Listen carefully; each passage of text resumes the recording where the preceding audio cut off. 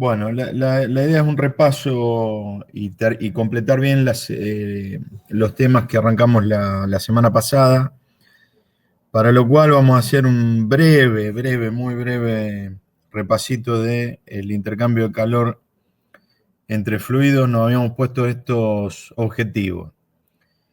Y lo que quiero acá es del repaso de estos objetivos que me avisen si hay alguno de estos puntos que no están logrados en un buen entendimiento, si no están claros, o si hay cualquier tipo de consulta.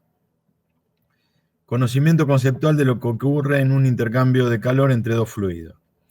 Principales fórmulas intervinientes, eran 3 tipos de fórmulas.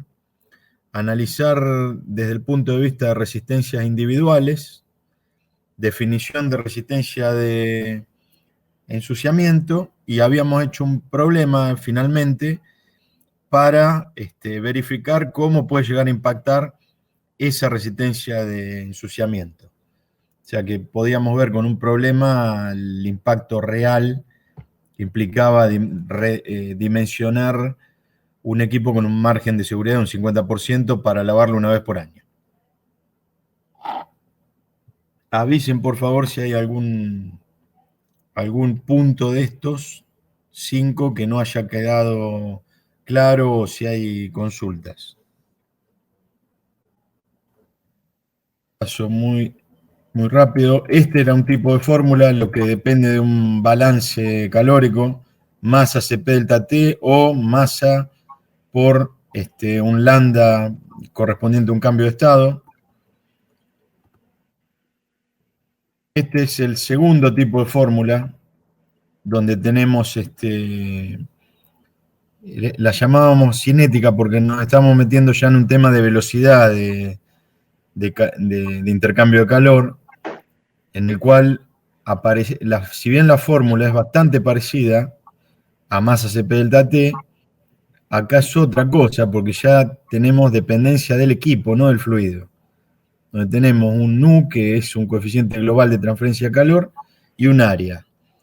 Ese coeficiente global de transferencia de calor y el área, por supuesto, las dos cosas dependen del diseño del equipo. O sea, a menores espesores de las paredes, mayor conductividad del material de las paredes de intercambio, o mayor área de contacto entre los fluidos, mayor va a ser el calor intercambiado. O sea, empezamos a meternos con características del equipo. Y después teníamos que entre el fluido y el material de pared, por ejemplo acá que tenemos un caso de un caño, una cañería,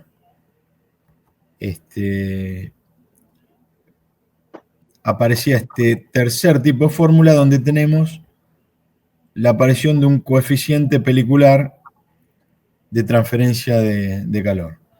Si estamos hablando del interior del caño, en este caso, ese coeficiente pelicular tiene que ver con la velocidad, por ejemplo, del fluido dentro del caño. Y para el lado externo, de manera análoga, tenemos otro coeficiente pelicular, pero que va a tener que ver con el fluido que va por el exterior de esa cañería.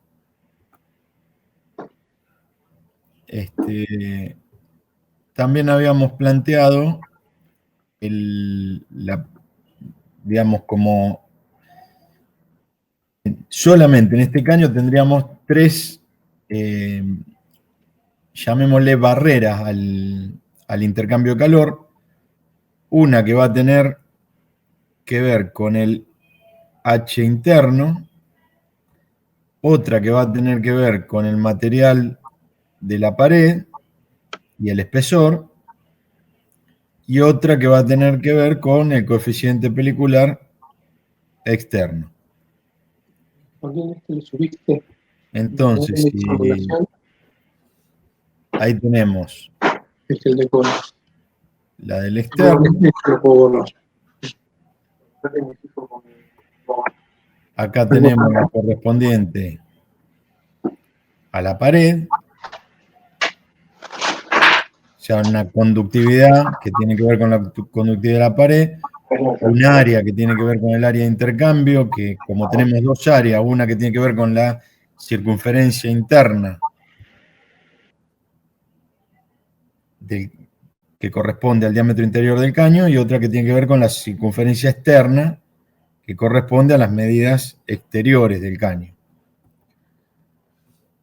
Entonces teníamos este tipo de fórmula, que es la conductividad por el área media, y está esto que figura abajo como denominador, es simplemente el espesor de pared. Es el diámetro exterior menos el diámetro interior dividido 2.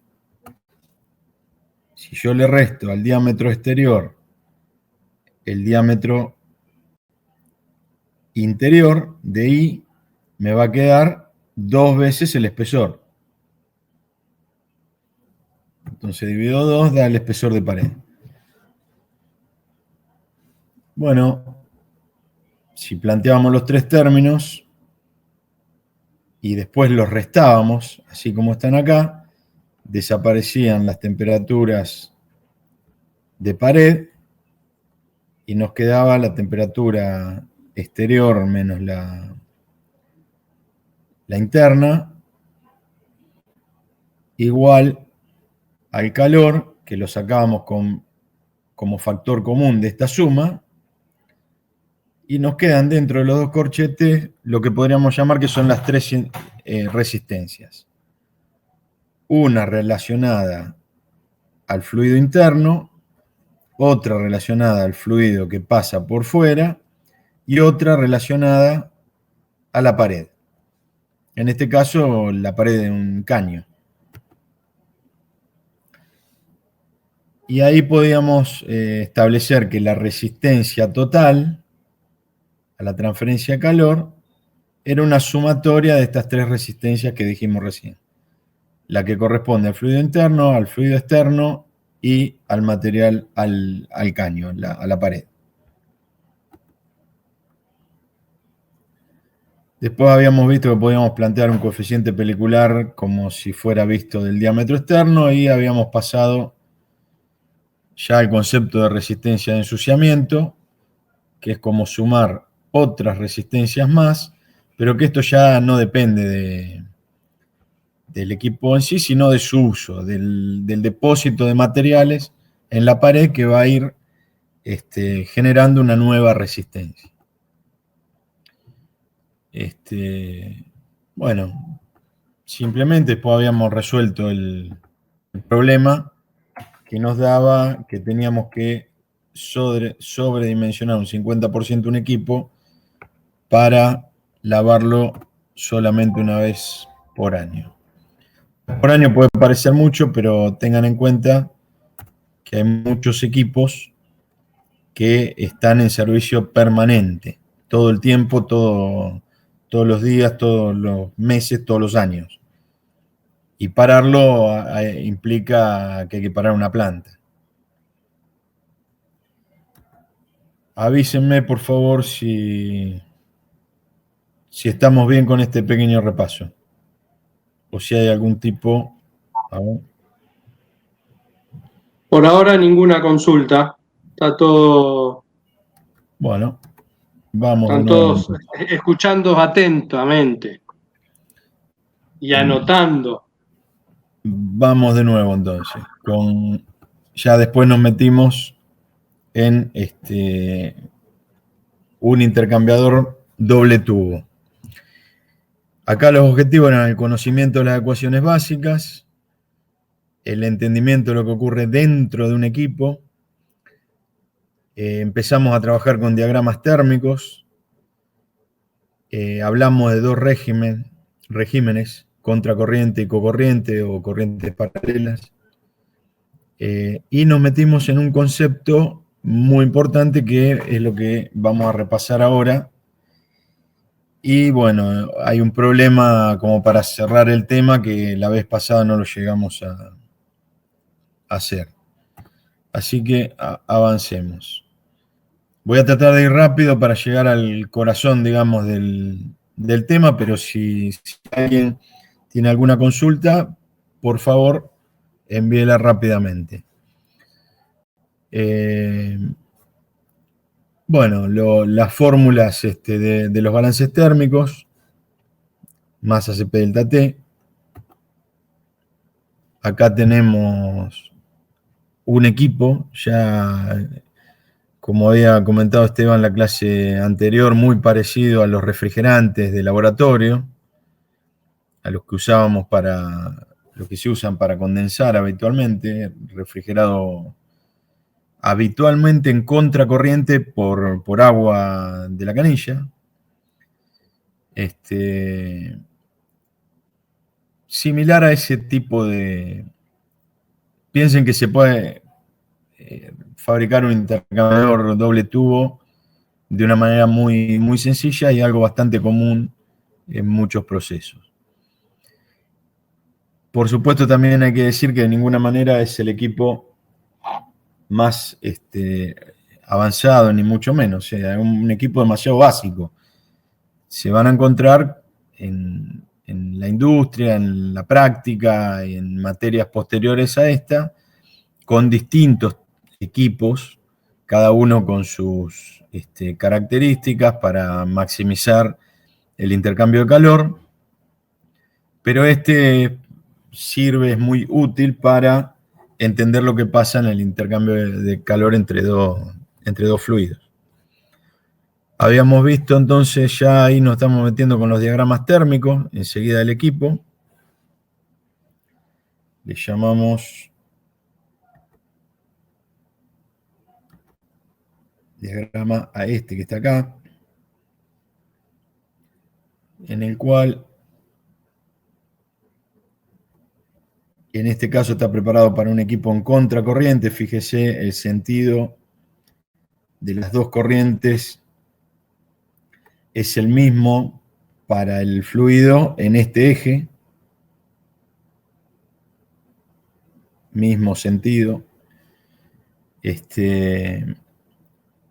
En este caso veíamos que nunca van a tener una convergencia, no puede haber un cruce de temperaturas porque el intercambio va a depender de la fuerza impulsora, entonces, que es S delta T, y en la medida que avancemos o que lo hagamos en la longitud que ustedes quieran al equipo, van a tender a acercarse esas dos temperaturas, pero no hay ninguna fuerza impulsora que obligue a que exista un cruce de temperaturas. A ver. En cambio, si planteamos un equipo contracorriente, donde vemos ahora que el sentido en el eje X es exactamente el contrario,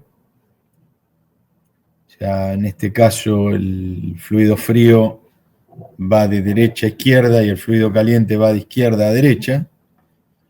En este caso sí podemos tener cruce de temperatura, como se ve en este diagrama 5.9, ¿no? Donde, por ejemplo, el fluido frío sale a una temperatura mayor a la que sale el fluido caliente del equipo. Ahí tienen dos gráficos. También el cocorriente y el contracorriente. También nos planteamos qué ocurre, por ejemplo, donde se visualiza muy bien, en este caso, en la figura 5.8,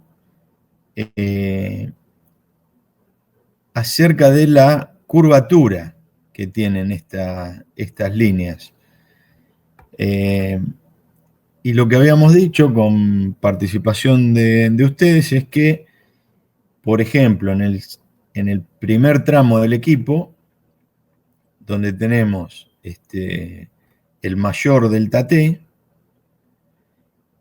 la pendiente, o sea, la velocidad con que el fluido frío se calienta y la velocidad con que el fluido caliente se enfría, es mayor que en cualquier otra zona del equipo donde la fuerza impulsora es menor.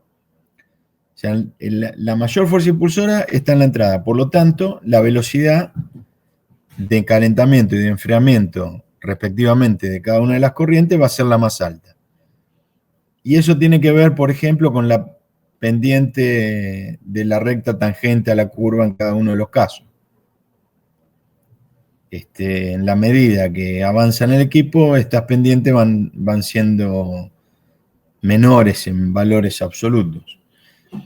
En la medida que el equipo pierde fuerza impulsora, porque las temperaturas son más parecidas, las velocidades de calentamiento y enfriamiento son menores. Eso es lo que hace que se curven estas dos líneas del gráfico. En este caso no hay grandes curvaturas porque pueden ver que la fuerza impulsora se mantiene bastante similar a lo largo de todo el equipo. Entonces no hay, digamos, una razón como para que se curve. Si bien pudiéramos mirar en detalle, sería lógico que estas curvas estén un poquito curvadas en esta zona, donde el delta T se puede ver que es apenas un poco mayor que en la entrada del equipo.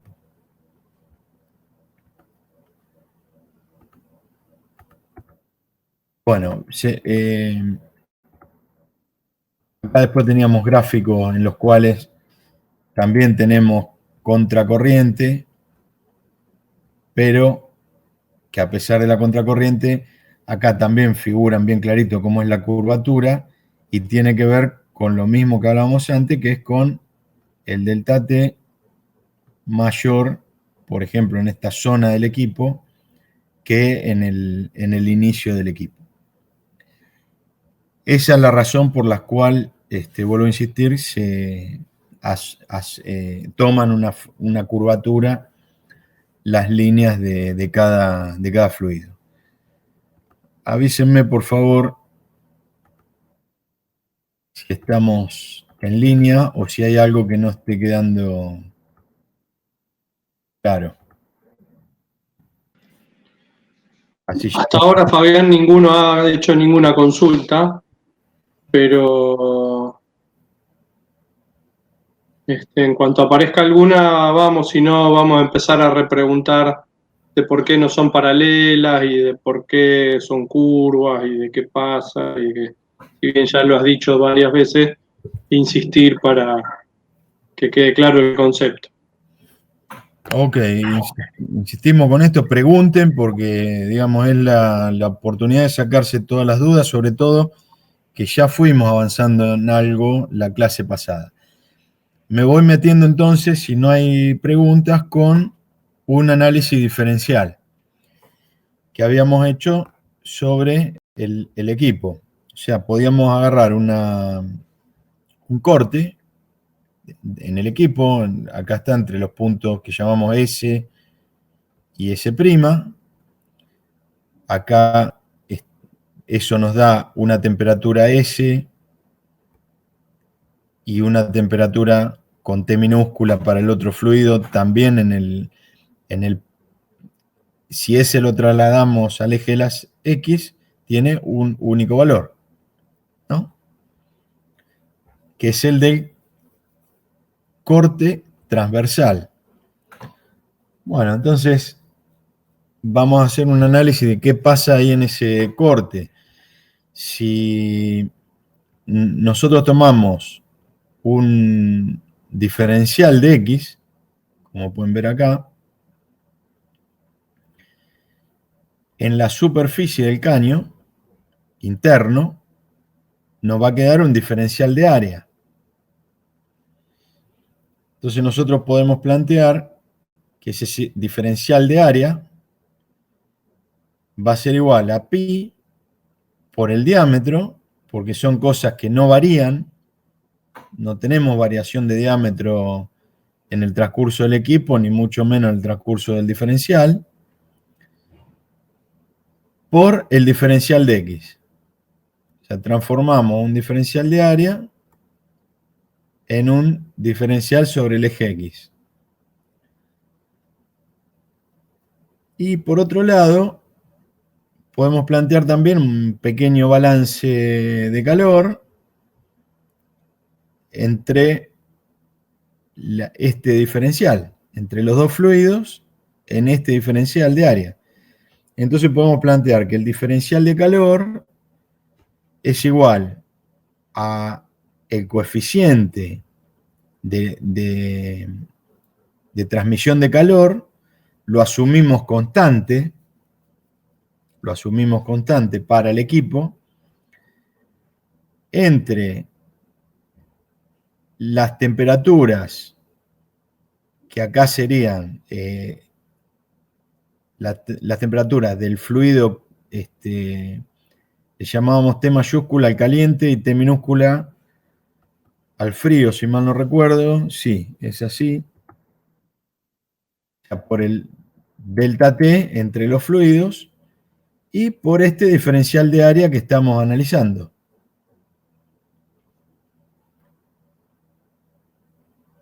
U, como vimos en el teórico anterior, se calcula con esta fórmula. Bueno, la fórmula global, salgamos por un ratito de ese diferencial y veamos que el interés nuestro está en esta fórmula, que es en la global, porque queremos averiguar, por ejemplo, la cantidad de calor que intercambia el equipo. Entonces vamos a tener el U, el área global de transferencia de calor del equipo, el área total y un delta T. Que ahí es donde aparece una dificultad. ¿Por qué aparece una dificultad? Porque ¿de qué delta T se trata? Q, como estamos diciendo, calor total intercambiado. Área, que saldría de la integración del análisis diferencial, va a ser el área total del equipo.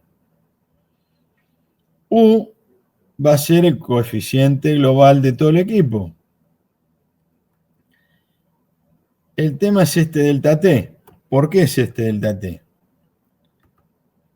¿A qué corresponde? Como acá es un análisis que estamos haciendo punto a punto, por ejemplo, tomamos el corte SS, sin embargo, cuando integramos este análisis diferencial que está acá, ¿a qué va a ser igual el delta T? Entonces la pregunta es, ¿el delta T va a ser este que tengo acá al principio?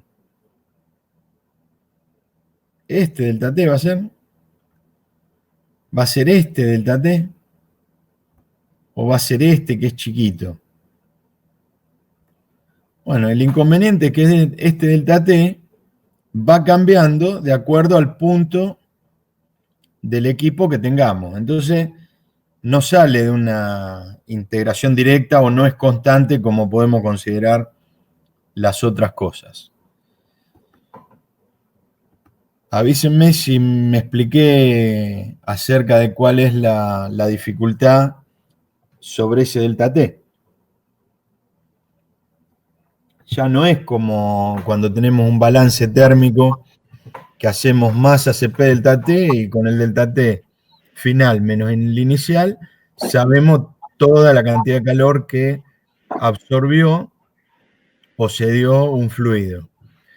Acá lo que es otro tipo de fórmula, insisto, sobre la cual actúa un delta T que es variable a lo largo de todo el equipo.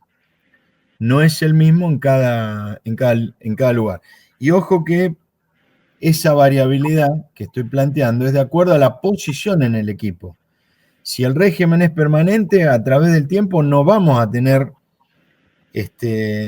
variación.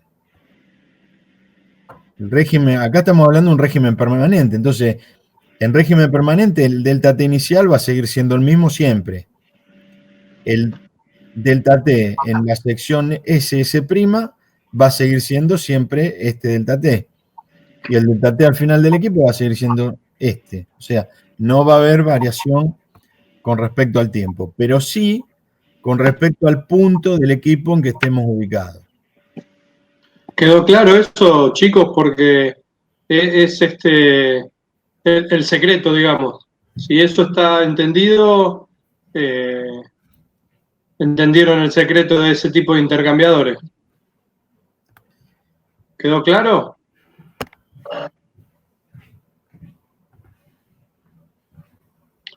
Acá Fabián dice, está claro, pero no entiendo cómo lo calculamos. O sea, cuando usamos la fórmula. Perfecto, ahora vamos a llegar a la fórmula y hacer un par de ejercicios para entender cómo es que se usa y adelante en la cursada también vamos a hacer más ejercicios de intercambiadores. Por ahora solo estamos presentando la parte teórica. Oh, perfecto. La pregunta, digamos, nos adelanta entonces en el análisis, porque lo que vamos a buscar es eso, justamente cómo calcular esa diferencia de temperatura. Este punto y el cual hacía hincapié es para que se entienda de dónde sale, que vamos a tener que tomar una diferencia de temperatura media a lo largo de, digamos, para que nos sea útil para todo el equipo, y esa diferencia de temperatura media, ahora vamos a ver cómo llegamos. Esto lo estamos haciendo con un intercambiador doble tubo para que ustedes tengan el concepto. Después en la práctica se van a encontrar con equipos en el cual hay varios cruces de corriente dentro del mismo equipo. O sea, lo pueden ver en un intercambiador de placa, lo pueden ver en un intercambiador de carcasa y tubo, donde hay muchos caños dentro de un equipo. Y van a tener que calcular algunas diferencias que se dedique, digamos, a intercambiadores de calor, o que necesite comprar un intercambiador de calor, o se tenga que meter en tema por un análisis en una planta. Se van a encontrar que a veces aparecen algunas diferencias de temperatura media logarítmica un tanto distintas a esto que estamos calculando nosotros, o sea, con algunas variaciones, simplemente porque en este caso es un intercambiador doble tubo y entonces bien clarito. Ahora, aunque haya otro tipo de intercambiador, lo que nos interesa es que ustedes tengan el concepto de por qué hay que calcular una temperatura media logarítmica, una diferencia de temperatura media logarítmica. Y lo que estamos haciendo para eso es el desarrollo matemático con el tubo concéntrico, digamos, con el intercambiador de doble tubo.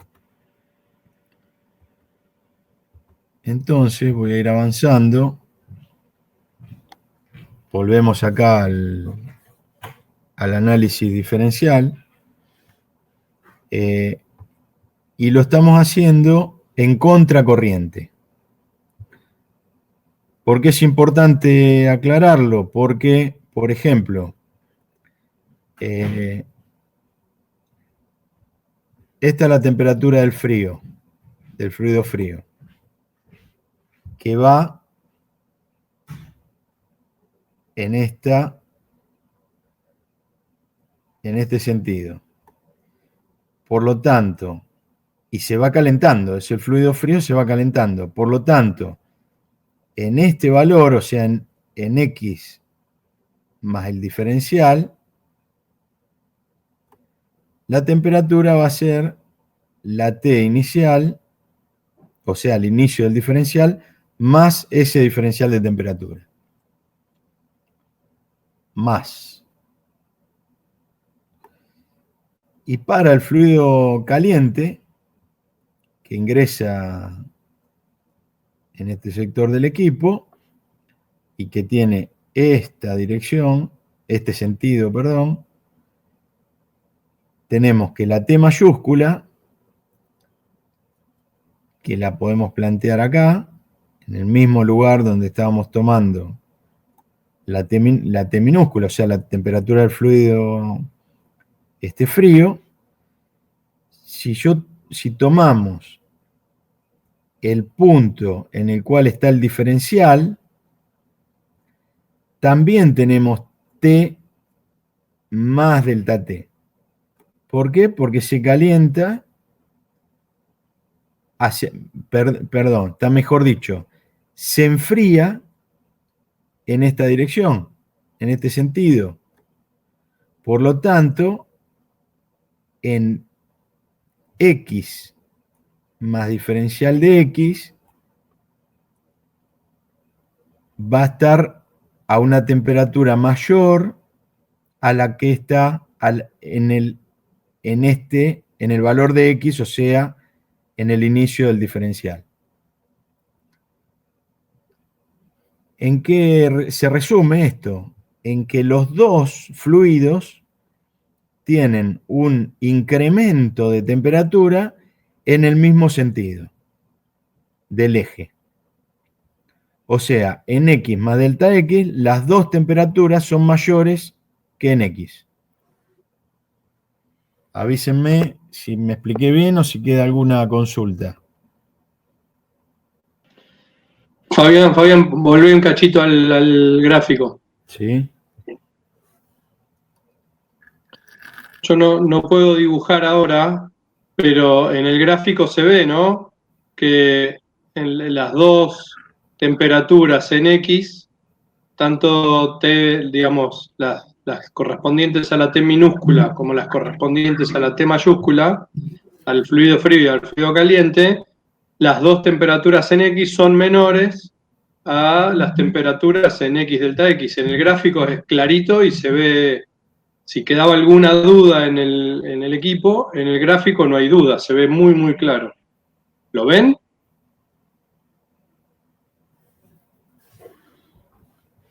A ver, Esteban, si te parece, o sea, para el fluido, dibujo como puedo, ¿no? Con el pulso para el fluido caliente,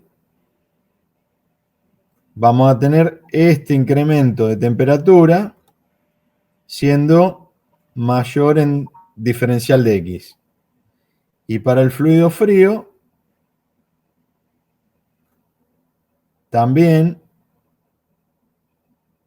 tenemos el mismo comportamiento. Esta temperatura es mayor que la inicial. Que la inicial está mal decirlo porque en realidad este fluido viene en contracorriente. Digamos, simplemente son apreciaciones para el entendimiento de qué es lo que está. Nos propusimos entender qué es lo que está pasando dentro del equipo, ¿no?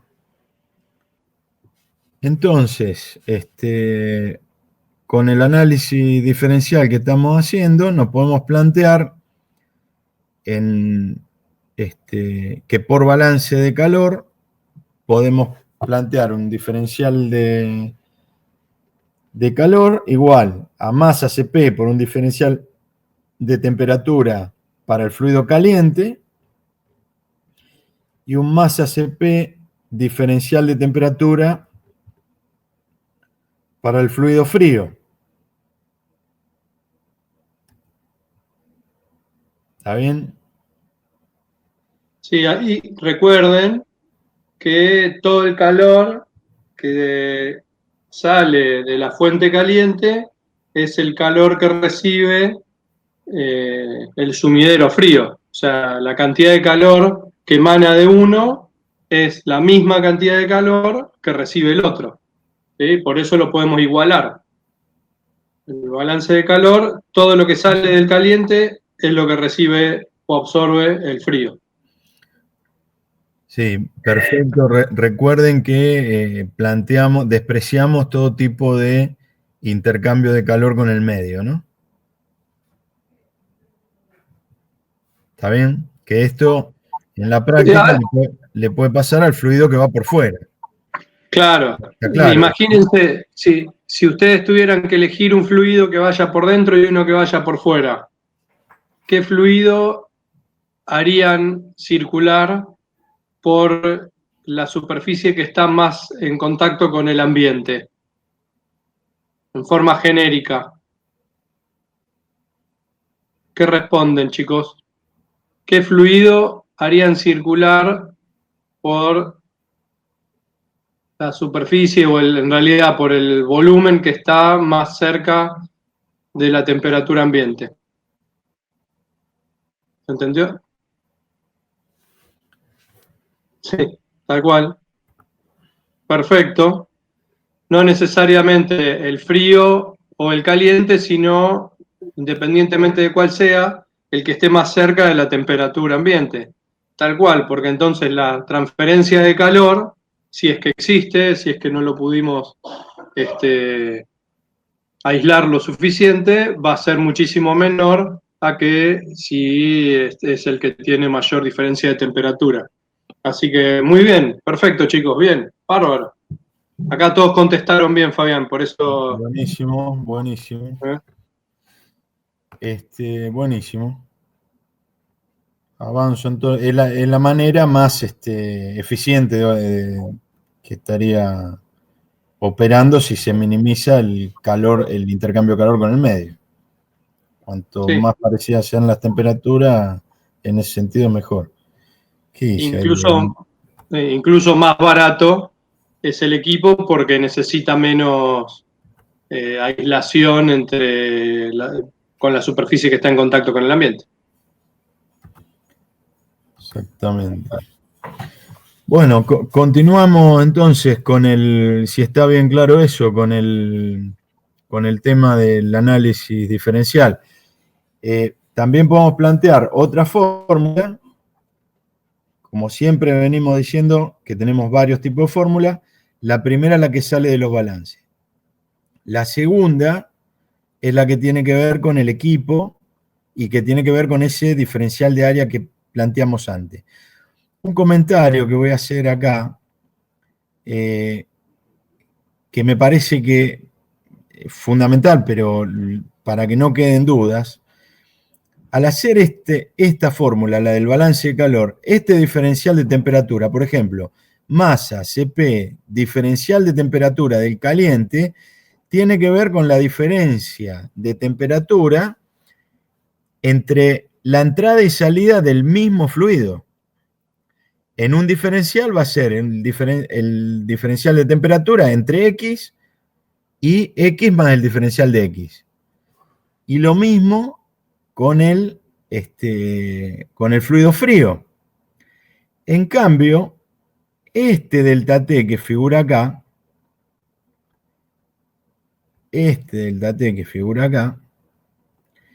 es una diferencia de temperatura entre el caliente y el frío.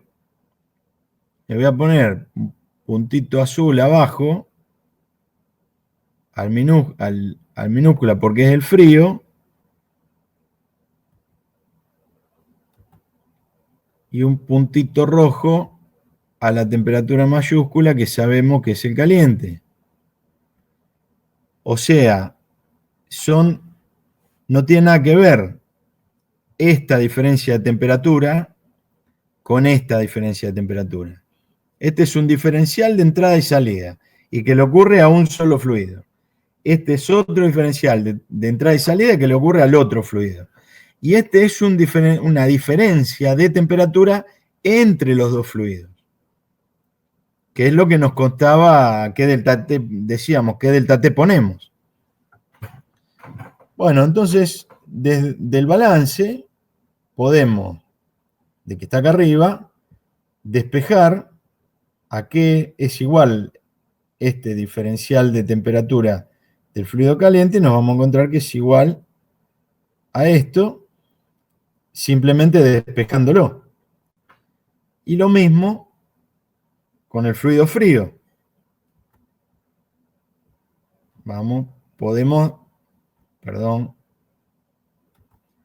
Podemos despejarlo y encontrar que esta es la fórmula que nos queda igual a estos diferenciales de temperatura. Bueno, pues bien, podemos restar las dos fórmulas. Si restamos las dos fórmulas, nos queda la expresión que tenemos abajo. El diferencial de calor lo podemos sacar como factor común y dejar 1 sobre masa Cp del caliente menos 1 sobre masa Cp del líquido. Y de este lado, la diferencia, el diferencial de la resta, digamos, de la temperatura del fluido caliente menos la temperatura del fluido frío. ¿Estamos bien? Avisen, por favor. Hasta ahora ninguna consulta, pero quedó claro, ¿no? Que una parte de la fórmula iguala temperatura, en realidad hace las diferencias de temperatura entre el mismo fluido, y otra parte de la fórmula hace la diferencia de temperatura en la misma posición. ¿Sí? Uno con los fluidos, solamente el calor transportado, y otro entre el frío y el caliente, ¿no? Son dos conceptos distintos, esas restas de temperatura. Sean todas en el mismo equipo, pero son distintos. Bueno, tenemos dos fórmulas ahora. Y acá tenemos una que habla de un diferencial de esta resta de temperatura, pero la podemos despejar de acá arriba también, de esta fórmula que habíamos llegado antes. Acá está despejada. Y bueno, podemos... la argucia matemática en esto fue dividir la 5, 4, 14, que es esta fórmula, la que está abajo de todo, con la anterior, con la 5, 4, 15. Y si dividimos, nos queda, véanla, lamentablemente no las tengo en el mismo slide, pero ven, por ejemplo, del lado derecho de la igualdad, nos queda lo que figura en esta fórmula dividido lo que figura en esta otra, que es este cociente. Y del otro lado nos queda todo este sector izquierdo de la fórmula dividido todo esto que está acá.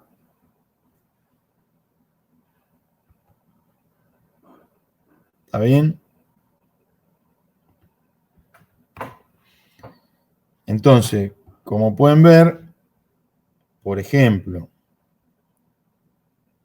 este calor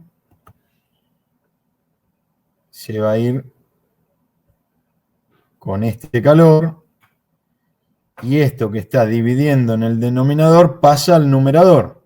Por lo tanto, aparece acá.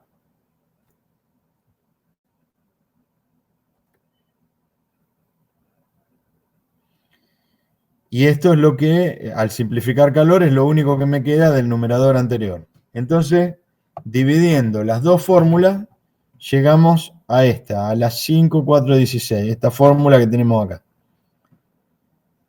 Que se puede integrar, es integrable.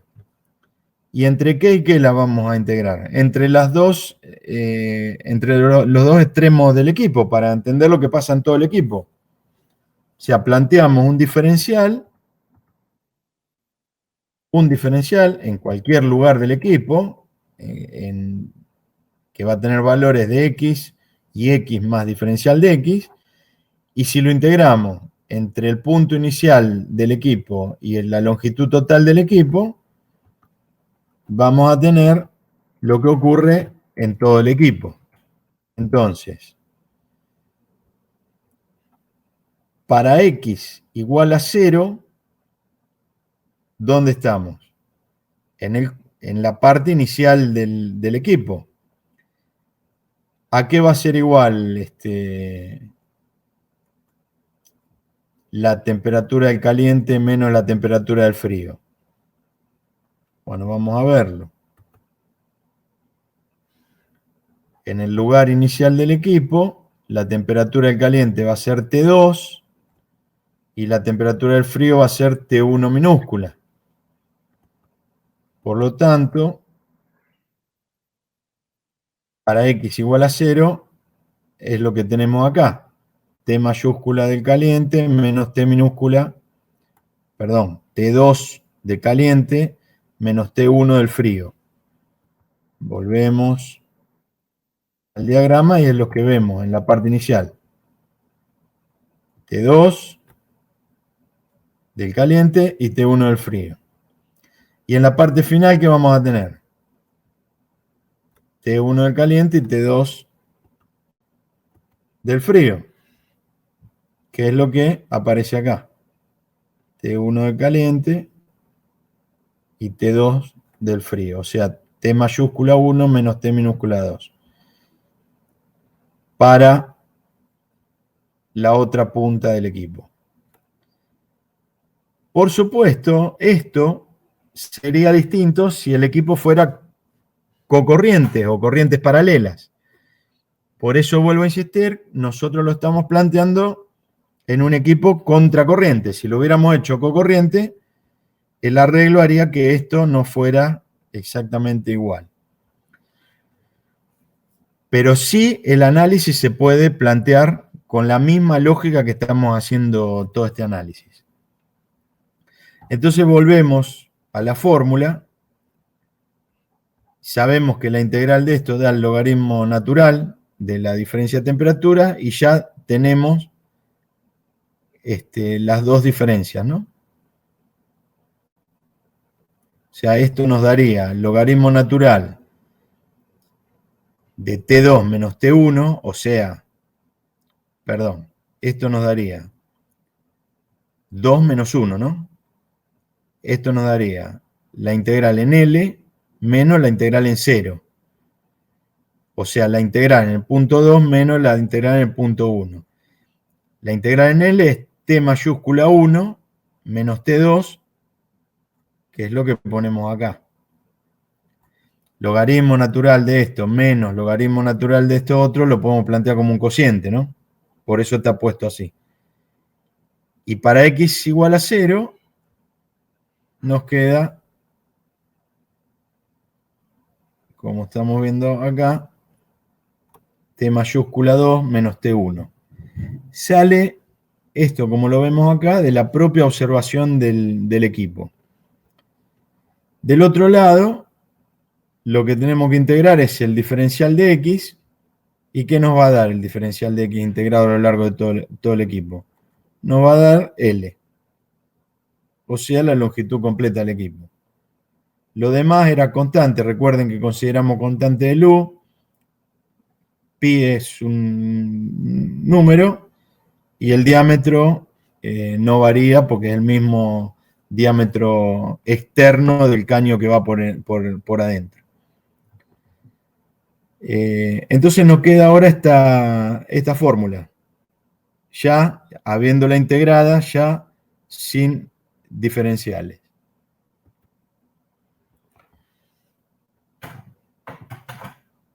Pero también podemos despejar esos dos términos que nos aparecían acá, 1 sobre masa Cp,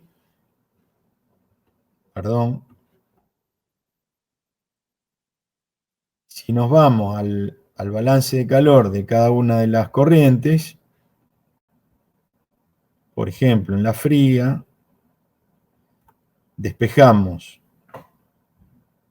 1 sobre esto, o sea, lo mandamos a esto, al denominador del otro lado, el Q pasa acá abajo, y nos queda que 1 sobre masa Cp, como lo teníamos anotado, es igual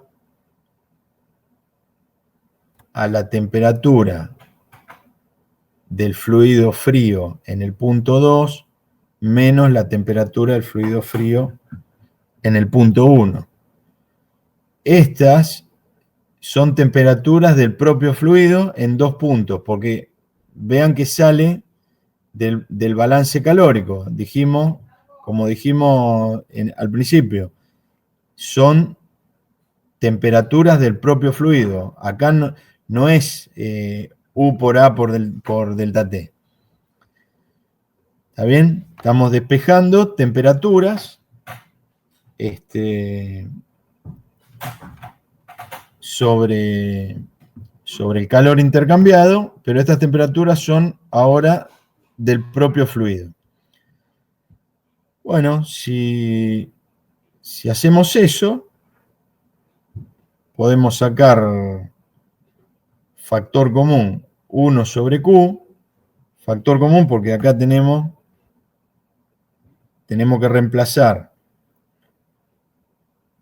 las diferencias de temperatura sobre Q en estos dos términos, sacamos factor común 1 sobre Q y lo ponemos, si sacamos factor común 1 sobre Q, nos queda algo así, 1 sobre Q, y acá arriba, ¿qué nos va a quedar? Las diferencias de temperatura, por ejemplo, caliente sería la mayúscula, no recuerdo.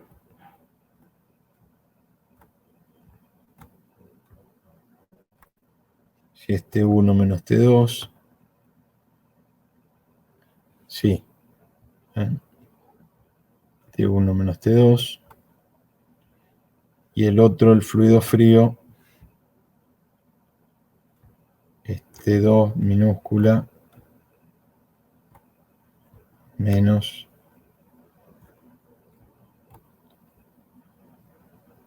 T1. Bueno, ¿qué podemos hacer? O sea, nos quedó un término donde agrupamos todas las temperaturas. ¿Qué podemos hacer ahora? Reorganizar la fórmula de manera de despejar el calor.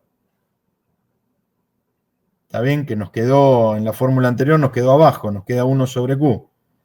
Despejamos el calor y nos queda igual a pi por diámetro del caño externo del caño interno por la longitud del equipo por el U global, igual a este delta T que habíamos visto de los fluidos sobre el logaritmo natural de la diferencia esta de temperatura que pasa ahora a dividir. ¿Está bien? O sea, lo teníamos acá. Si despejamos Q, Q pasa para este lado, arriba, y todo esto pasa del lado del numerador, del denominador para el otro lado. Bueno, entonces llegamos a esta fórmula en la cual pudimos desarrollar matemáticamente esta diferencia media logarítmica de temperatura, que es todo lo que figura entre estos dos corchetes.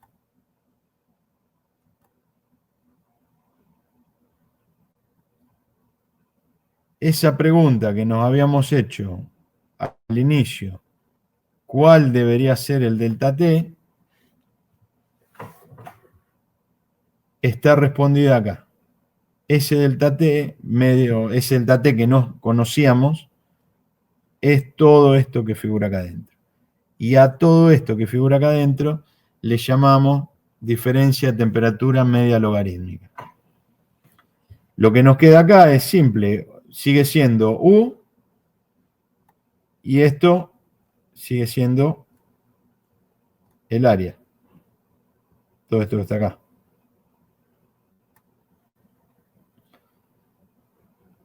O sea, calor igual a U por área por delta T. ¿Qué delta T? Este delta T. La diferencia de temperatura media logarítmica. Todo eso que aparece ahí.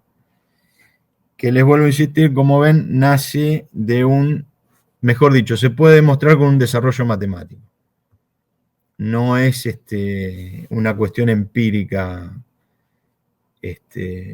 Sí puede llegar a ser después en equipos que tengan cruces, en equipos de varias corrientes, de corrientes que cambien de sentido a lo largo del equipo, pero para un desarrollo con un intercambiador doble tubo y para que se entienda el concepto, este es el desarrollo matemático que termina en esta fórmula que vemos acá.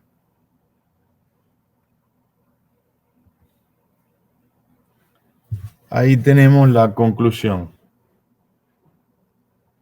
DMLT, diferencia media logarítmica de temperatura, es todo este término como está anotado ahí.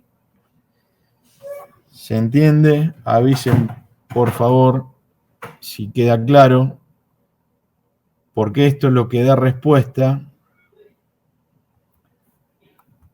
a la pregunta, vuelvo atrás en el teórico, y es lo que nos da respuesta a la pregunta que nos habíamos hecho hoy.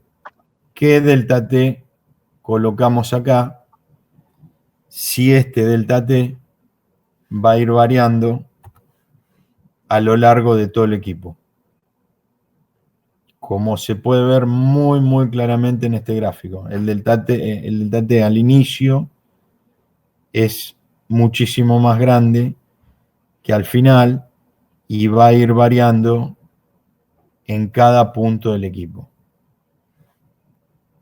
Entonces esa pregunta de qué delta T usamos se responde con todo el desarrollo que hicimos, llegando a esta expresión que ven ahí que llamamos 5,423. Avísenme, por favor. Perdón. Hasta ahora, ningún comentario. Acá, como ven, son dos de las premisas de las cuales habíamos partido, ¿no? Dijimos que, porque si no, no podíamos sacarlo como términos constantes. Coeficiente de transferencia lo mantenemos constante en el equipo y los CP de los fluidos también. Esto sabemos que en la práctica puede haber variaciones, pero mínimas, digamos, no. Y me parece que una aclaración, digamos, redundante, pero nunca está de más. Esta hipótesis no siempre se cumple, especialmente cuando hay cambios de estado. Y sí, si hay cambio de estado, nosotros venimos trabajando en un desarrollo en el cual las temperaturas varían a lo largo de todo el equipo. Ahora, si tuviéramos cambio de estado, tendríamos en algún lado del equipo temperatura constante, por ejemplo. Acá estoy dibujando, por ejemplo, temperatura del caliente. Si fuera vapor de agua, sería una línea constante hasta que se termine de condensar. No, ahí ya no tiene sentido plantear esa diferencia de temperatura medio logarítmica, porque para hacer la demostración que hicimos va variando punto a punto en todo el equipo. Bueno, vamos entonces a ver un problema como para entender, digamos, qué consecuencias prácticas tiene. Por un ejemplo, digamos, de consecuencias prácticas. Se quieren enfriar 0,34 kilogramos por segundo de una solución acuosa cuyo valor específico, calor específico debe ser ahí, es similar al del agua desde 60 grados a 50. Para ello se usan 0,3 kilogramos de agua a 25 grados centígrados. Como ven, en ningún caso estamos cerca de ningún cambio de estado, ¿no? El intercambio se realiza en un equipo doble tubo. El diámetro externo del tubo exterior es 0,025. A ver si está bien anotado eso.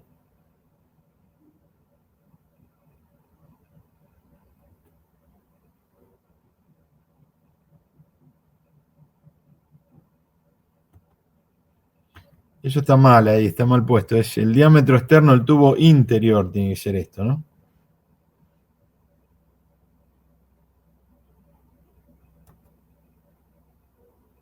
Por la duda, lo tacho ahí como para... Porque es el diámetro del tubo a través del cual se intercambia. O sea, lo que... Iba a preguntar por qué, cómo se podrían haber dado cuenta si estaba bien o estaba mal, porque faltaba un dato, si no, ¿no? Ese es el Claro. diámetro que se realiza el intercambio, pero bueno. Bueno, tenemos también el U, coeficiente de transferencia de calor se estira en 1600 watts sobre metro cuadrado Kelvin. Este es el valor del U. Y el problema nos pide calcular la longitud necesaria si se utiliza una disposición contracorriente y si se utiliza una disposición cocorriente. ¿Qué les parece así antes de meternos en el problema? Hasta por feeling diría. ¿Qué les parece que cuál longitud va a ser mayor? ¿Tener un equipo cocorriente o un equipo contracorriente?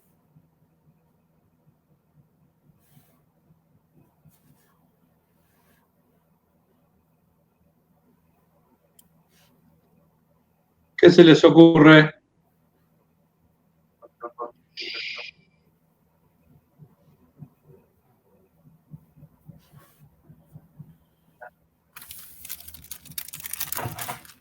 Así es, Josefina dice el cocorriente mayor L. Mayor L en el cocorriente. Bueno, va a tener el cocorriente una mayor dificultad para intercambiar. Porque bueno, lo que se da es que básicamente en el contracorriente podemos mantener durante más tramos del equipo fuerza impulsora, que en el contracorriente va disminuyendo, por eso es completamente así como lo... Volvé para atrás al enunciado, Fabián, a ver. Ahí al enunciado. Sí, sí. Ahí está. ¿Qué debiera pasar para que no podamos tener, así viéndolo en el enunciado, ¿no? ¿Qué debiera pasar, qué condición se debiera cumplir para que no pudiéramos usar un equipo en cocorriente?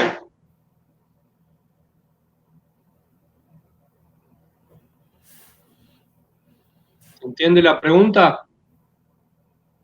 Acá me dan algunos parámetros de funcionamiento y yo los miro y digo, sí, puedo tener a cocorriente y en contracorriente, los dos.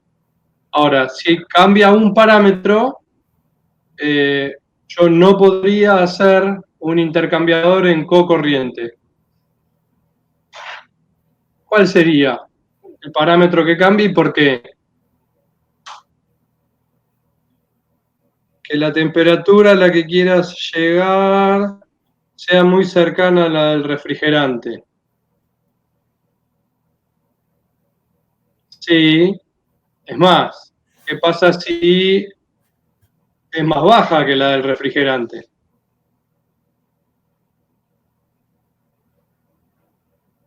Claro. Ahí Néstor puso que la temperatura a la que quiero llegar sea muy cercana a la del refrigerante. O sea que en vez de 25 grados, yo pueda tener ese agua a 55. Entonces ahí no puedo tener ningún intercambio, ¿no? O bajo la caliente o subo la fría, cualquiera de las dos. ¿Quedó? ¿Se entendió lo que puso Néstor?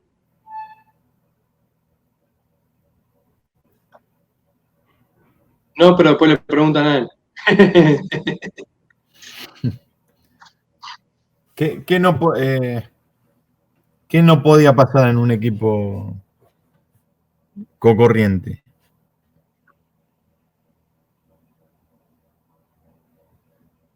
Cuando estaba el gráfico había una condición que se daba, que uno viendo el gráfico también se daba cuenta si era en cocorriente o en contracorriente. Bueno, avanzo con el problema. Dale, acá Delfina pone no se aproximan las temperaturas, que nunca se cruzan las curvas. No hay Bueno, que cruzar las temperaturas. Ahí está. No hay cruce de temperatura. Ahora sí, ahí está. Muy bien. Bueno, dale, avance con el problema. Bueno, vamos entonces, planteamos primero de balance de calor, Q igual a masa Cp delta T, ahí está hecho para el caliente, entonces tengo que el fluido con con un Cp muy parecido al del agua, con esta masa,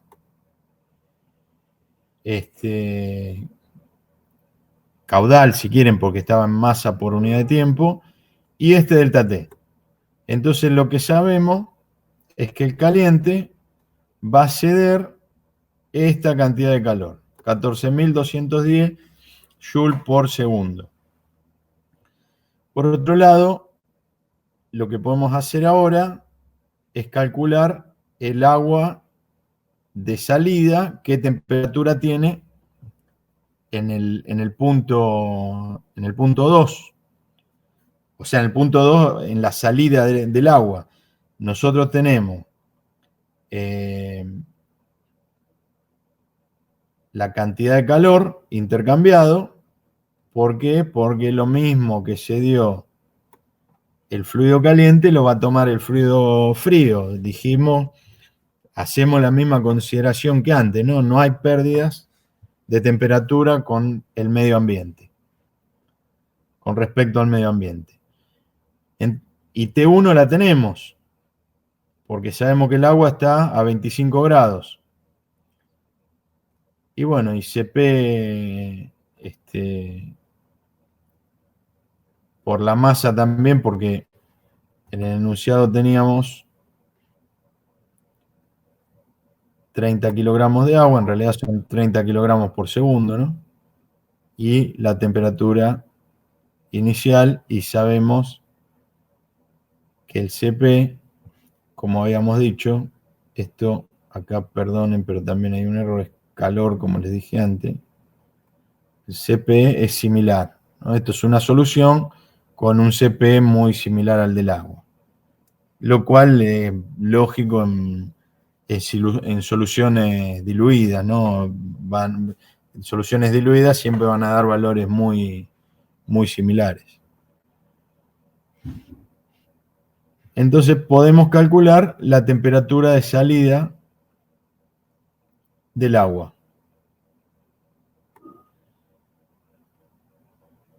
Y ahora podemos establecer si esta temperatura nos hubiera dado mayor que 50, hay un punto que pierde sentido. O sea, nosotros podríamos disminuir, por decir algo, ¿no? Disminuir el caudal del agua de 0,30 cada vez más bajo, y esta temperatura va a ser cada vez más alta, porque el calor es el mismo, el que se dio el fluido caliente lo va a tomar el frío. Si nosotros bajamos el caudal de agua, podemos llegar a que para mantener la igualdad, esta temperatura sea superior a 50 grados. Si eso es superior a 50 grados, bueno, ya sabemos que no puede haber ocurrido en un equipo de corrientes paralelas, porque no podemos tener un cruce de temperatura. Avisen si me expliqué.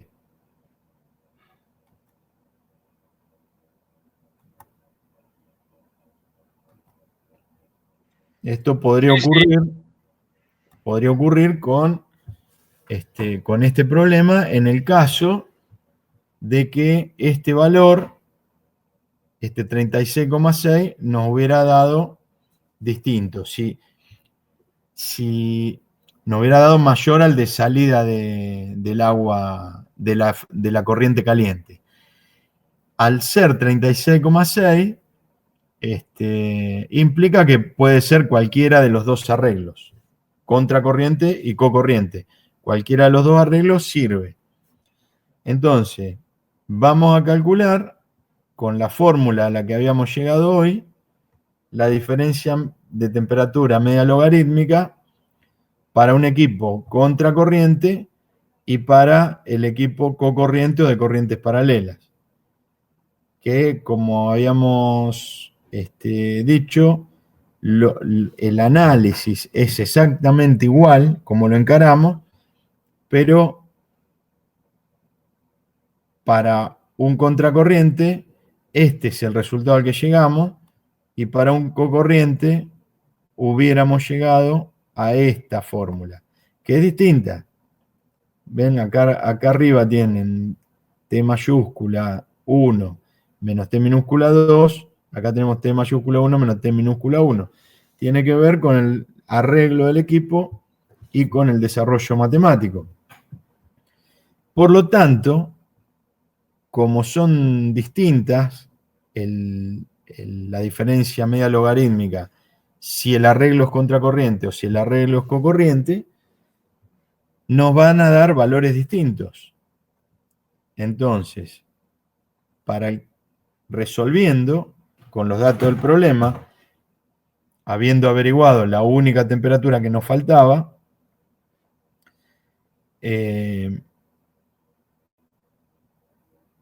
bueno, acá nos dio 24,3 grados, y haciendo lo mismo para el otro, para el corriente paralela, nos da 22,7 grados. ¿Está bien? Esa es la diferencia, que un poco lo hablábamos hoy, es como que este delta T medio logarítmico, para el caso de contracorriente, nos genera mayor posibilidad de tener mayores temperaturas de diferencia punto a punto del equipo que el de corrientes paralelas, que al ir decreciendo esa fuerza impulsora en la medida que nos movemos en el equipo, se llega a un valor más bajo. Y al llegar a un valor más bajo, lo metemos en la fórmula, área del equipo igual a Q sobre U por el delta T medio logarítmico, y para el caso de contracorriente nos da un área menor que para el caso del arreglo en cocorriente, que el área nos dio mayor. Si transformamos el área en longitud, obtenemos que para el equipo contracorriente,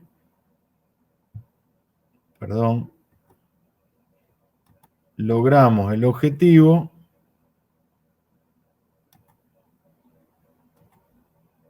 con un equipo de 4,64 metros. En cambio, si el arreglo fuera cocorriente, la longitud de ese equipo debería ser mayor.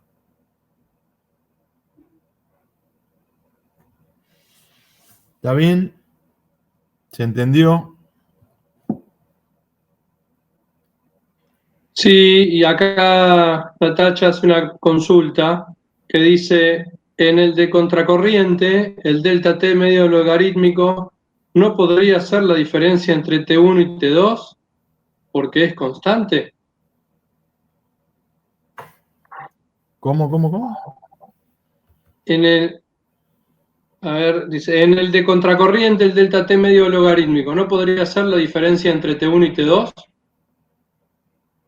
Porque el delta T es constante. No entiendo eso de que el delta T es constante. Claro, el delta T no es constante. Ahí hay un tema. Esperame, Esteban, que vuelvo porque quiero sacar esa idea. Poné uno de estos, ese poné. Acá parece como está dibujado, que el delta T fuera constante, pero yo aclaré hoy que no es constante. De hecho, la temperatura acá, el delta T acá, es más grande que el delta T acá, aunque sea poco. Como no hay mucha diferencia y el delta T se va manteniendo prácticamente constante a lo largo del equipo, lo que ocurre es que en este caso no se curva. Pero eso no es ninguna condición, digamos, necesaria. De hecho, después mostramos, por ejemplo, acá, donde el equipo es contracorriente, como pueden ver, pero hay una curvatura muy grande de las dos curvas. ¿Está bien? Lo mismo en este caso. No hay problema en la repregunta. Nosotros vamos a responder las 500 veces que sea necesario, no hay problema. Así que si lo entendieron de una manera y en realidad es de otra, lo volvemos a explicar. O sea, es importante sacar, digamos, bien las dudas. Así que no, ningún problema, Natacha, quédate tranquila, no pasa nada. Ni nada en entender mal, ni nada en confundirse, ni quizá nosotros a veces también cometemos alguna cosa. Así que ningún problema, tranquila, tranquila. Preguntar todo lo que sea necesario, todas las veces que sea necesario. Claro, exactamente. Pregunten porque, digamos, este es justamente lo que queremos, porque no sabemos exactamente. A veces distinto es estar en clase, donde el ida y vuelta es un poquito mejor, pero así como estamos con estas Sí, uno, modalidades, claro, uno les ve las caras si entendieron o no entendieron. Por ahí, por eso preguntamos cada 2 por 3 que si están bien, si entendieron, si no entendieron, para poder tener una devolución y enganchar, ¿no? Y poder seguir avanzando.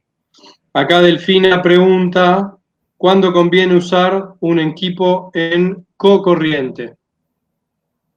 Para, no conteste vos, Fabián, que el resto de la gente, el resto de la audiencia, el resto de los compañeros de Delfina, ¿qué creen? ¿Cuándo sería bueno o necesario usar un equipo en co-corriente? Los hay y se usan, ¿eh? O sea, y tiene una ventaja por lo menos, por sobre los equipos en contracorriente. ¿Cuál creen que es esa ventaja y en función de esa ventaja para qué se puede usar? Perfecto, te asegurás que las temperaturas no se cruzan. Exactamente. Esa es una de las ventajas, porque si yo puedo manejar claramente la temperatura de salida de uno de los fluidos, o el frío o el caliente, depende de lo que quiera, puedo manejar y asegurar la salida del otro fluido. Entonces, por ejemplo, si yo quiero estar segurísimo que ni por error pase una determinada temperatura, pongo un equipo en co-corriente y regulo todos los parámetros de proceso para que la temperatura de salida de uno de los fluidos esté por debajo del límite que no quiero cruzar. Entonces estoy seguro que el otro fluido, que es el que a mí me importa, no llega nunca a esa temperatura. ¿Se entiende lo que dije sin ponerlo en un ejemplo concreto? ¿Se entendió? Por ejemplo, yo tengo huevo líquido que no quiero que pase, si llega a los 60 grados, empieza a coagular la proteína. Y si coagula la proteína, tengo que sacar de adentro de los caños huevo duro. Un dolor de cabeza impresionante desde el punto de vista operativo. Entonces, si yo voy a pasteurizar el huevo, una de las opciones, en la industria hoy se usa otra cosa, pero se usaba hasta no hace mucho, si yo quiero pasteurizar el huevo, lo que voy a hacer es poner mi fluido caliente a 59 grados, a 58 grados. Entonces el huevo, por más que quiera, más de 58 grados no va a adquirir. Entonces, estoy seguro que no se va a coagular. Esa es una de las ventajas y uno de los usos de los equipos en co-corriente, ¿sí?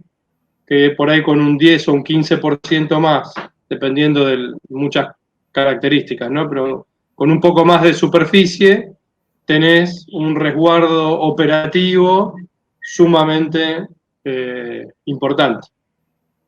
A la inversa también se da, ¿no? Yo quiero que se enfríe hasta una determinada temperatura para mantener la fluidez. Si yo quiero envasar dulce de leche y que el dulce de leche se mantenga frío a 60 grados, porque si lo dejo enfriar a temperatura ambiente tardo mucho tiempo, pero si lo enfrío mucho después no lo puedo sacar del caño, entonces el fluido con el que lo voy a enfriar va a estar en 62, porque entonces va a bajar la temperatura, pero nunca más allá de los 62 grados, entonces puedo operar sin ningún problema. ¿Quedó más o menos claro de que no suba de una determinada temperatura y que no baje de una determinada temperatura? Para eso es el uso de los equipos en cocorriente.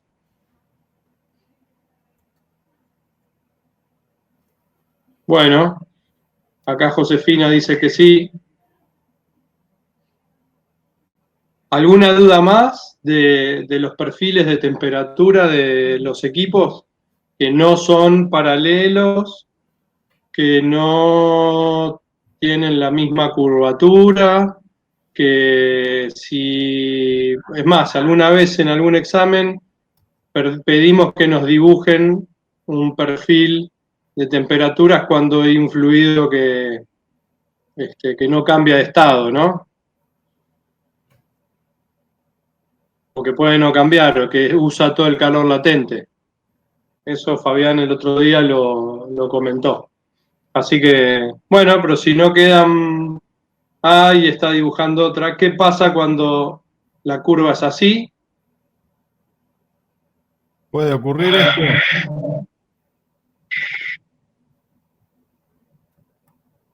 Puede ocurrir que la forma de la curva... El fluido, asumamos que el fluido frío se comporta igual en los dos casos. ¿La curva roja puede existir? Curvándose de esa manera. ¿Qué se les ocurre? Acá Néstor dice, no podría aumentar su temperatura.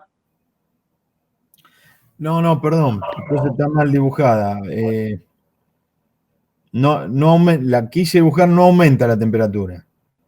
Disminuye todo el tiempo. Esperen que voy a intentar dibujar menor. Disminuye todo el tiempo, pero lo que dibujé es que la forma de la curva, la curvatura, es al revés. Acá Josefina dice, ¿y no sería como el caso del que está al lado? No, porque los dos tienen, en el caso al lado, los dos tienen una curvatura, pongámosle convexa, y de este lado, del lado izquierdo de la pantalla, uno sería convexo y el otro sería cóncavo. Siempre en el sentido que corresponde al incremento o decremento de la temperatura. Bueno, pero Fabián dice uno y uno para arriba y uno para abajo, no los dos para arriba y los dos para abajo. ¿Se puede? En todo caso, Esteban, déjame preguntarles eso. ¿Qué diferencia ven entre los dos gráficos? ¿Por qué les parece que se podría curvar igual que en el gráfico 2? ¿Qué es lo que está haciendo que las curvas, valga la redundancia, se curven de esa manera? ¿Qué es lo que hace que las curvas se curven de esa manera? Que en definitiva es por eso quiero lo que estamos preguntando en el gráfico 1, en donde está la curva roja. Acá Josefina dice la fuerza impulsora. Bien. ¿Y la fuerza impulsora cuál es ahí? Sí, obvio. El delta, dice el delta de temperaturas. Perfecto. el delta T. Y a mayor delta T, mayor fuerza impulsora y mayor intercambio de calor. Porque el resto de las cosas del equipo, el U, el diámetro de los caños, el resto es igual. No es que recuerden que estamos hablando de un intercambiador doble tubo. No es que tenemos un material en la parte inicial del equipo y otro material más o menos aislante en la parte final del equipo. Es siempre el mismo caño. Entonces, a mayor fuerza impulsora, vamos a tener mayor rapidez de cambio de temperatura. Por eso hoy les marcaba una pendiente. O sea, que es la que va a estar indicando la velocidad de calentamiento, de enfriamiento en cada lugar. Y que eso es lo que hace que algo se fríe o se caliente más rápido. Esa velocidad de calentamiento, de enfriamiento, es la que va a curvar la curva. Nuevamente, valga la redundancia. ¿Me expliqué? ¿Se entiende? En este caso, en el que habíamos dibujado acá, sería bastante, llamémosle, poco probable, para no decir ridículo, que la pendiente en la parte inicial del equipo, o sea, la velocidad de enfriamiento de la temperatura del caliente en la parte inicial del equipo, sea menor que acá, que en la parte final del equipo, donde según la curva se estaría enfriando más rápido cuando tengo un delta T menor. ¿Se entiende?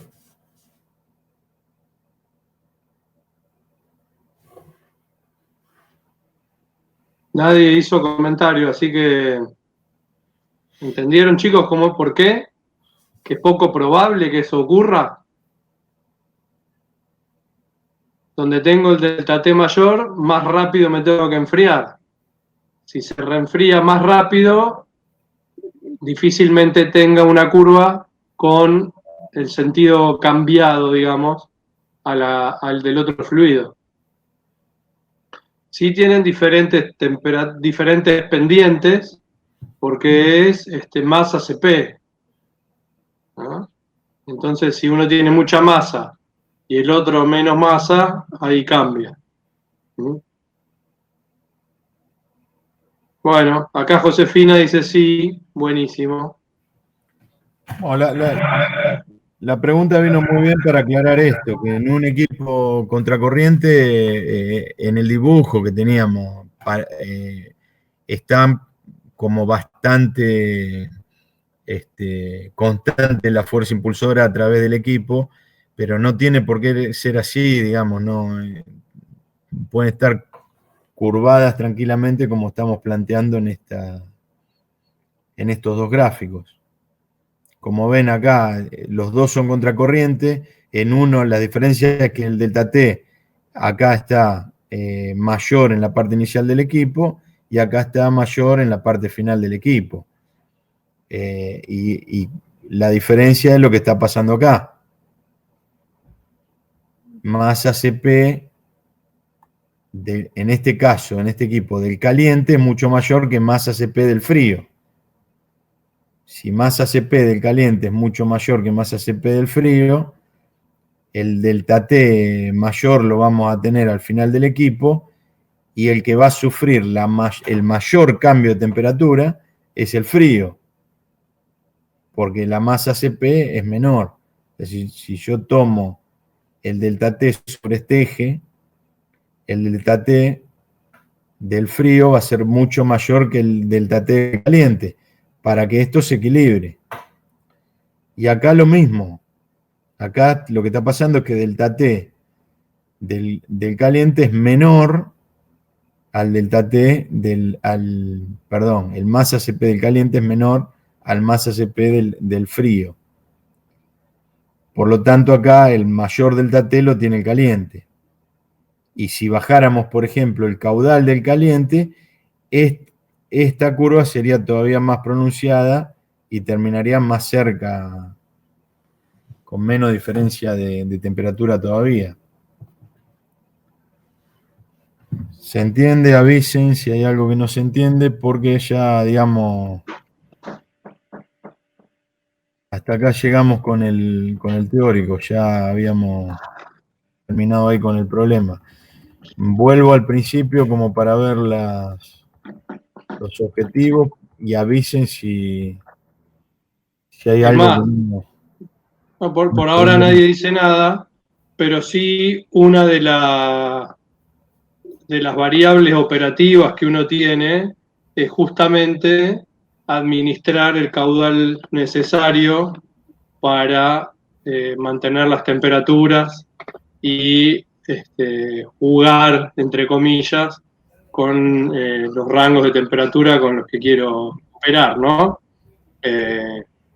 Porque por ahí hay algunas temperaturas que puedo manejar, pero otras que vienen del proceso. Entonces yo necesito tener una variable operativa que me permita ajustar. Lo que normalmente permite ajustar es el caudal de alguno de los fluidos, o el del frío o el del caliente. Perfecto, Esteban. Recuerden que por resistencia de ensuciamiento tenemos que sobredimensionar equipos, por ejemplo, ¿no? Para que estén preparados para dar la misma prestación, pero cuando ya tienen muchos depósitos que lo están perjudicando, depósitos de ensuciamiento en la superficie de intercambio del equipo. Por lo tanto, en esos equipos que están sobredimensionados, tenemos que trabajar con otros caudales. Cuando empezamos la operación, que en la medida que el equipo se le va depositando ese ensuciamiento y le va disminuyendo la prestación. ¿Se entiende? O sea, es absolutamente normal lo que plantea Esteban de jugar con los caudales. Es la herramienta que tenemos para lograr el mismo objetivo. Si no, arrancamos en una condición y la prestación del equipo va a ir cambiando las temperaturas. Las temperaturas habitualmente son condiciones que necesitamos que ocurran.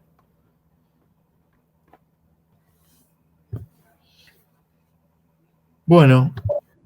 Ningún comentario, así que entendimos, me parece.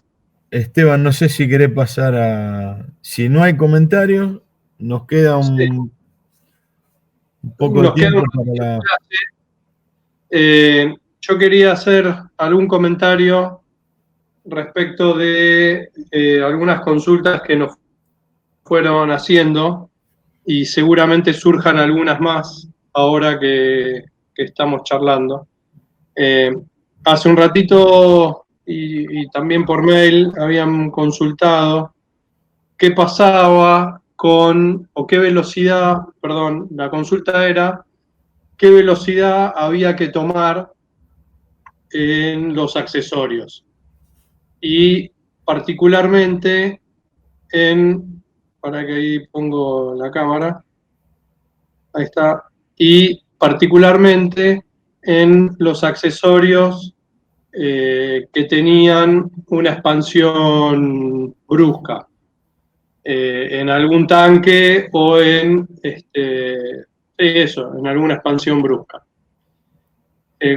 Normalmente, en todos los accesorios, en los codos, en las T, en las expansiones que no son bruscas, en las válvulas, en las válvulas con reducción, en todos los accesorios que no son expansiones bruscas, se toma la velocidad de ingreso al accesorio.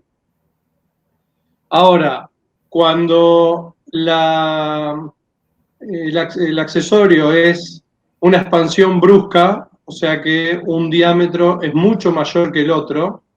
El ejemplo que nosotros usamos es la salida de un tanque o el ingreso a un tanque con el hilo de agua por sobre el ingreso al tanque. Ahí lo que se toma, porque dependiendo de cómo sea la entrada o la salida, digamos, en alguno de los casos, es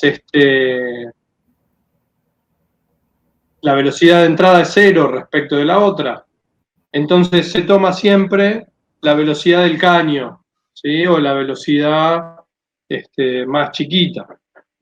¿Sí? En el caso de la expansión ahí del caño, perdón, ahí está, dejá ese si querés. ¿Ahí? No, no sé, quedó ahí en el medio. Sino un poquito más arriba, pero en la salida del tanque, ahí está, ahí está. En la salida del tanque, la velocidad de entrada es cero, porque nosotros habíamos definido en el punto 1 que la velocidad era cero, o era muy chiquitita, muy despreciable frente a la velocidad 2. Entonces, si yo tengo que calcular en ese punto la velocidad para ver la pérdida del accesorio, no puedo usar la velocidad del tanque, porque la velocidad que tiene el tanque es cero, casi cero. Entonces, uso la velocidad del caño. ¿Sí? Entonces, cuando existe alguna condición de expansión o de contracción brusca donde la velocidad de entrada es cero o muy chiquitita respecto de la otra, entonces consideramos solamente, se usa la única velocidad que puedes usar, que es la velocidad que está adentro del caño. ¿Se entendió? Porque eso hoy me habían preguntado a mí, le habían preguntado a Fabián por mail, yo recibí creo que algún mail también con esto, entonces queríamos aclararlo. Entonces en ese ejemplo, en la reducción del caño de 4 pulgadas a 2, ¿se usa la velocidad del caño de 4 pulgadas? Sí, es así. Ahí hay dos reducciones, la del tanque, una muy brusca, la del tanque al caño, y otra del caño de 4 al caño de 2. La del caño del tanque al caño es una reducción brusca, se usa la velocidad del caño de 4 pulgadas. En esta instalación, ¿sí? ¿Qué pasaría si hay una válvula, ¿no? En alguno de los ejercicios había alguna válvula cerca de una bomba. Siempre hay que pensar no solamente desde el punto de vista del diseño por los accesorios que tienen, sino desde la cuestión funcional y desde la seguridad de la instalación y de la operación.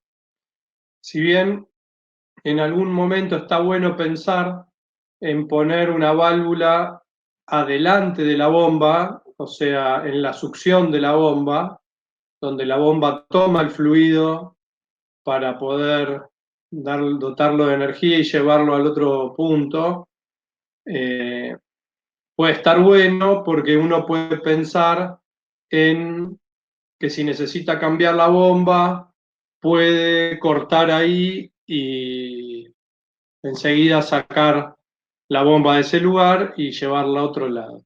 Sin embargo, el hecho de poner una válvula cerca de la succión de la bomba hace que haya un riesgo importante operativo, una cuestión de seguridad de la operación, porque nunca falta el amigo de las bromas que puede manipular esa válvula y generar un conflicto serio corriente abajo, digamos, o sea, eh, modificar todos los caudales, entonces hay un problema serio ahí desde el punto de vista operativo.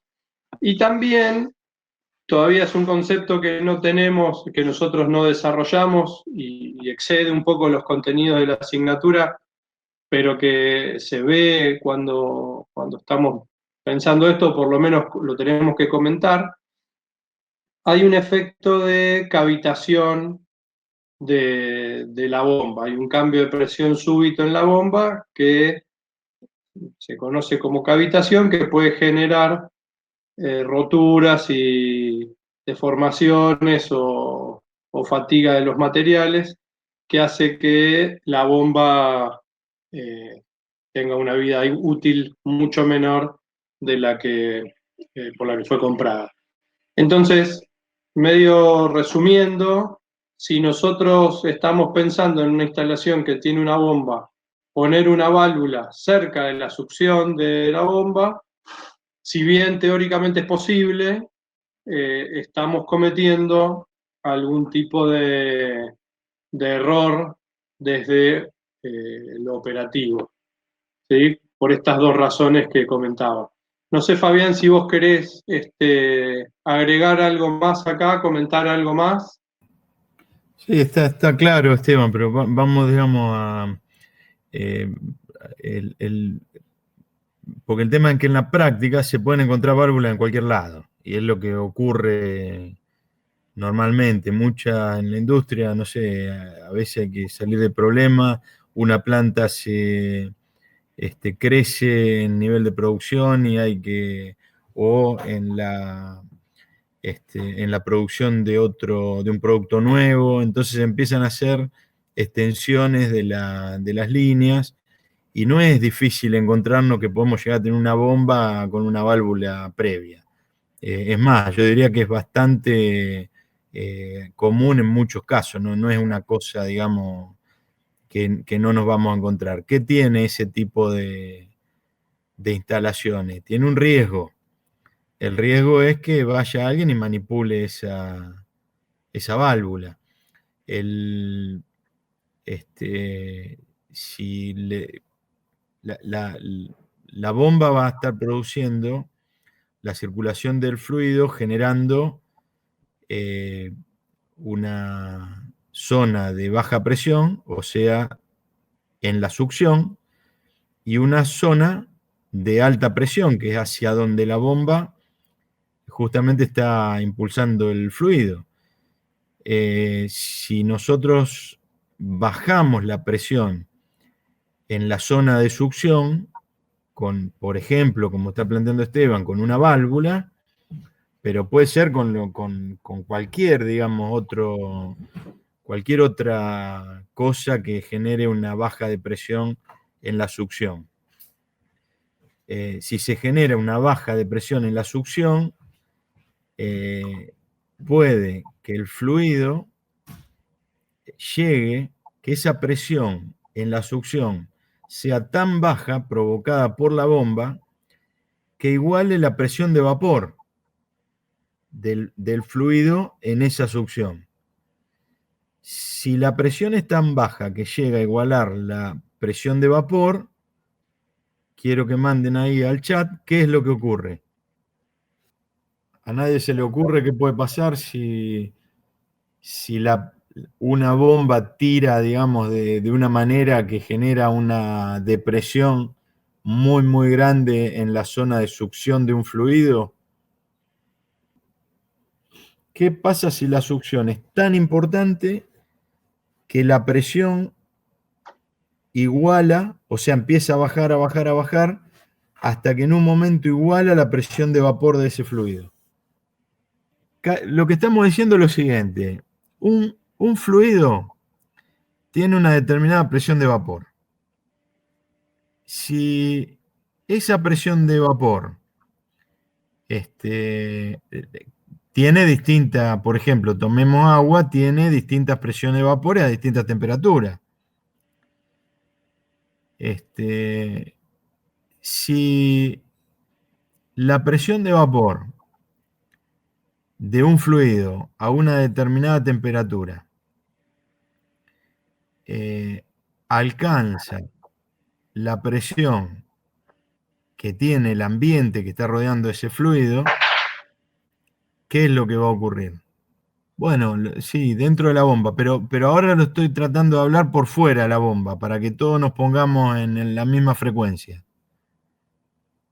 La, la presión de vapor del agua a 100 grados, ¿cuánto es? Se evapora, bien, por ahí vamos.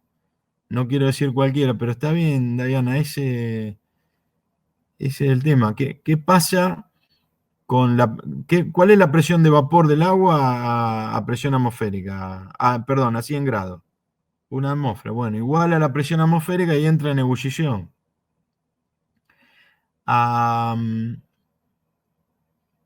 a 20 grados, la presión de vapor del agua, ¿va a ser igual a una atmósfera? No, no está hirviendo y está líquida. Por lo tanto, la presión de vapor del agua a 20 grados va a ser mucho menor. Pero ¿qué pasa si al agua le empezamos, al ambiente que la rodea, le empezamos a bajar la presión? A bajar la presión, a bajar la presión, a bajar la presión, aunque esté a 20 grados. ¿Qué va a pasar en algún momento? Ebulle, dice Lara, se evapora. Claro, va a entrar en ebullición. A menor presión va a ebullir, a 20 grados, sí, pero va a entrar en ebullición porque la presión de vapor alcanzó la presión externa. ¿Se entiende ahí lo que estamos todos en línea? Le pregunto a todos, por favor. ¿Estamos todos en línea? Sí, sí, hay varios sí. Si hay algún no, manden, por favor. Entonces, ¿qué pasa con el bombeo de fluidos? Si la succión en una bomba llega a ser lo suficientemente importante para bajar la presión a valores cercanos a la presión de vapor, vamos a suponer que estamos bombeando agua a 20 grados, a la presión de vapor del agua a 20 grados, no lo tengo en la cabeza, habría que ir a buscarlo en una tabla, pero si generamos una depresión lo suficientemente importante para llegar a ese valor, va a entrar en ebullición. A 20 grados, pero va a entrar en ebullición. ¿Y qué pasa si entra en ebullición? Que ya no tenemos líquido para bombear. Se va a transformar en vapor, que ya no el secreto de uso de una bomba tiene que ver con que sea líquido. Recordémonos, ahí dice no se rompe la succión. Claro, la bomba empieza a fallar. Recuerden ¿qué hacíamos cuando esto, ¿se acuerdan las primeras clases o la primera clase? Que decíamos, para impulsar un líquido usamos una bomba. Pero ¿hacíamos lo mismo para el aire comprimido o para el vapor de agua? No. Ahí Josefina está diciendo no. Para gases o para el aire usamos compresores. Y para vapor, como dice Lara, usamos la caldera, porque le damos la energía para que pueda circular desde otros argumentos, no con una bomba. No vamos a poder hacer funcionar una bomba si no tenemos un líquido. Si tenemos esa situación y llega el líquido el lugar donde va a entrar a menor presión, digamos que se acelera mucho en el fluido al entrar en la parte móvil de una bomba. Y si ahí vienen partes de ese líquido en forma de vapor, genera desperfectos mecánicos. Habitualmente las bombas se desgastan muy rápido y terminan en rotura. A ese fenómeno se le llama cavitación. Cavitación de una bomba es un cambio de estado súbito por llegar a la presión de vapor del líquido en la zona de succión. ¿De qué otra manera podría ocurrir que generemos la cavitación de una bomba? Una bomba está trabajando con agua a 20 grados todo el tiempo, está bárbaro, sin problema. funciona sin problema. Pero no vamos a generar una depresión mayor. No tenemos una válvula para cerrar, no hay nada con el cual generemos una depresión. Pero hay otra razón por la cual podríamos hacer cavitar esa bomba. ¿Cuál es? Muy bien, Lara, muy bien. Aumentando la temperatura. Si aumentamos la temperatura, levantamos la presión de vapor. En lugar de bajar la presión de succión, lo que vamos a hacer es levantar la presión de vapor. Por lo tanto, van a entrar en ebullición de manera más fácil a una presión, digamos, no hace falta llegar a presiones tan bajas si le aumentamos la temperatura para que entre en ebullición. Ejemplo, si queremos bombear agua muy cerca del punto de ebullición, queremos bombear agua a 80, 90 grados, con una depresión leve que le hagamos con la bomba, ya va a cavitar. Bueno, esto que le estamos comentando es un problema en el bombeo por evaporación súbita, y genera este fenómeno que se llama cavitación y que mayormente termina en desgaste y rotura de las bombas. Le voy a hacer un comentario también. Distinto es si viene aire en la vena líquida, distinto es si viene aire ocluido. Nosotros podemos estar bombeando y que se nos mezcle con el agua algunas burbujas de aire. También van a entrar a la bomba y van a hacer algún tipo de desperfecto, digamos. Pero eso no es cavitación. No es cavitación, eso es otra cosa. Rompe la bomba igual, vamos a tener problemas, pero ni siquiera las bombas se rompen en el mismo lugar. Es otra cosa. La cavitación viene por el tema de, a ver, acá dicen, pero eso ¿cómo se evita? ¿Qué cosa, Diana? ¿Cómo se evita? Bueno, que entre aire, tomando, por ejemplo, tomando la succión en puntos en el cual vieron que en la mayoría de los gráficos que presentamos, las succiones están en las zonas bajas de los tanques. Y eso es lo normal, digamos, que la cañería trabaje todo el tiempo inundada. Si, ahora, no es una locura que ocurra el ingreso de aire porque a veces en las uniones, uniones dobles o si hay mangueras, una succión muy importante puede terminar en que haya ingreso de aire, a veces hasta, hasta por las mismas partes móviles de la bomba. Bueno, eso hay que evitarlo diseñando bien la instalación, cebando la bomba como hay que cebarla para que no queden burbujones de aire adentro, y evitando que haya pérdida, digamos. En este caso es al revés que una pérdida, es ingreso, pero sellando bien las cañerías, mangueras, que no haya...